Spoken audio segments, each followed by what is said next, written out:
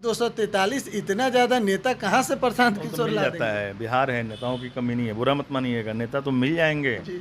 लेकिन फिर आप ढंग का पहलवान नहीं ना होगा जो टक्कर देगा बस वो बीजेपी को में। कहाँ यानी प्रशांत किशोर क्या कुछ नया कर रहे हैं कि बिहार में कह रहे हैं कि 2025 में जो छठ में लड़का घर आएगा उसको मजबूरी में अप्लाई नहीं, इतना रोजगार कहाँ से ला देंगे? आप एक बात बताइए, प्रशांत किशोर जी से मेरी मुलाकात हुई है जी। कम समय के लिए। प्रशांत किशोर जी जो जितना खर्चा अपने बिहार में अब तक कर चुके हैं, उतना में चाहते तो एक अच्छा इंडस्ट्री लगा देते। जी।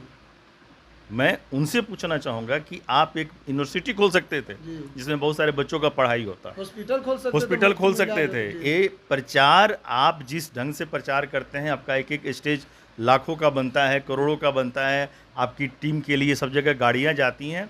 इससे बिहार का क्या फ़ायदा, इससे बिहार को क्या मिलने वाला है? जी। चुनाव के माहौल पर आएंगी। इसके पहले 2020 के चुनाव में लड़ा था, जी। तो एक पुष्पम प्रिया जी आई थी, जी। उनका भी मीडिया ने बहुत कवरेज किया था।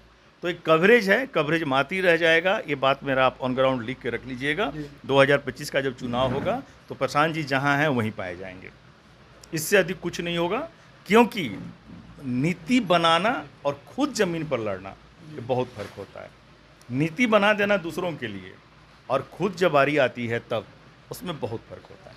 अच्छा, 243 सीट पर बात कर रहे हैं प्रशांत किशोर की हमारा कैंडिडेट उतरेगा, तो एक 243 इतना ज्यादा नेता कहाँ से प्रशांत वो तो किशोर मिल ला जाता देंगे? है, बिहार है, नेताओं की कमी नहीं है, बुरा मत मानिएगा, नेता तो मिल जाएंगे। जी। लेकिन फिर आप ढंग का पहलवान नहीं ना होगा जो टक्कर देगा बस वो बीजेपी को में। कहाँ हम बोलते हैं सबको अधिकार है, हार जीत अपने जगह पे, लेकिन सबको अधिकार है। लेकिन अगर ये पार्टी बनानी ही है तो 2 अक्टूबर को क्यों, आज से 3 साल पहले क्यों नहीं पार्टी बनाकर आप क्षेत्र में क्यों नहीं उतरे? अब 2 अक्टूबर को पार्टी बनाएंगे, उसके बाद आप पार्टी का फिर सर्वेक्षण करवाएंगे, फिर आप कैंडिडेट के लिए सर्वे कराएंगे, फिर कैंडिडेट को भेजेंगे। तो इतने कम समय में उस कैंडिडेट को कौन समझ पाएगा? मैं चुनाव लड़ा पिछली बार, इतना मेहनत किया, तो मुझे क्या रिजल्ट आया आपको मालूम है। अब आगे उसका फल दिखाई पड़ रहा है। तो किसी भी मेहनत में धीरे धीरे होता है, सफलता मिलता है।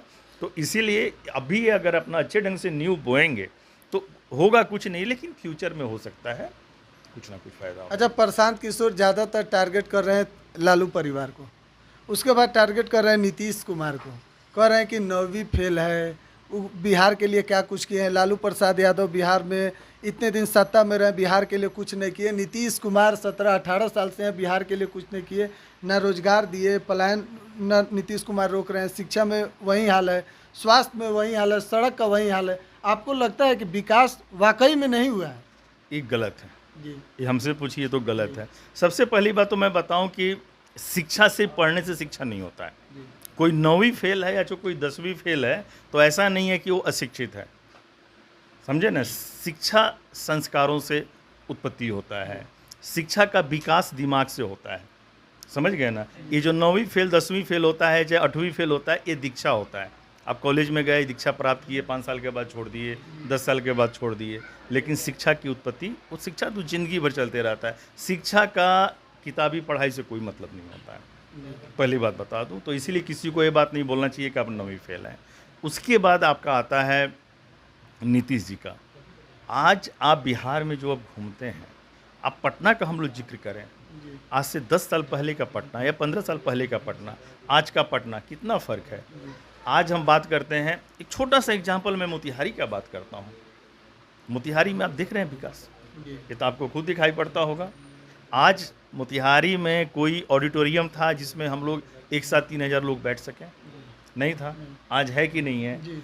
आज इतना अच्छा वो अपना चरखा पार्क बनाया गया है। आज सोचिए कि ओवर ब्रिज का निर्माण हुआ पड़ा है, हाईवे अपना बना हुआ है, फिर आपका रेलवे स्टेशन बहुत अच्छा बनने जा रहा है। समय लगता है, हर एक चीज़ में समय लगेगा भाई। हम लोग अभी तो 100 साल भी नहीं हुआ हमारे देश को आज़ाद हुए, अभी अपना 47 में हम लोग मनाएंगे, फिर भी हम बहुत विकास की गति पे हैं। और बिहार भी बहुत आगे है। हाँ, बिहार में विकास के उस मुकाम पर नहीं पहुंचने का सबसे बड़ा रीज़न है कि युवा, इस बात को मैं, वो युवा को टारगेट कर रहे हैं, अच्छी बात है, करना भी चाहिए। क्योंकि हमारे देश में, पूरे वर्ल्ड में अगर सबसे अधिक युवाओं की संख्या है तो हमारे देश का है। 40% से ऊपर हम लोग युवा हैं आज के टाइम में, और 5 साल के बाद हम 50% भी क्रॉस करने वाले हैं। लेकिन जो युवा हमारे हैं वो भटके हुए हैं। उनको कोई शिक्षा की बात नहीं करेगा, उनको कोई स्वरोजगार की बात नहीं करेगा, उनको बात करेगा कि तुम आ जाओ मेरे साथ झंडा डो। वो मजबूर है और उस मजबूरी का फ़ायदा हर एक नेता उठा रहे हैं। जिस स्तर से उठाएँ, उठा रहे हैं। आज इनसे भी पूछिए आप, प्रशांत किशोर जी, वो क्या कर रहे हैं? आज हमारे यहाँ बगल में ही, कल्याणपुर के बगल में भी उनका लगा हुआ था। मोतिहारी में क्या कर दिया उन्होंने? उनका एक आया था अपना क्लब बनाया था उन्होंने, बच्चों का कुछ खेलने-वेलने का कुछ ऐसा क्लब पंचायत में शुरू किए थे। पूछिए कहीं क्लब का नामो-निशान है? मैं आपसे पूछ रहा हूँ, पता कीजिएगा कहीं। सब वो बनते गया, ख़त्म होते गया, बनते गया। अरे भाई पार्टी राजनीति करना है तो राजनीति की तरह कीजिए ना आप। ये मेरा अपना है, ऐसे वो लोग बड़े लोग हैं, समझदार लोग हैं, जो मुझे जितना ज्ञान है उसके हिसाब से मैंने आपको बताया। अच्छा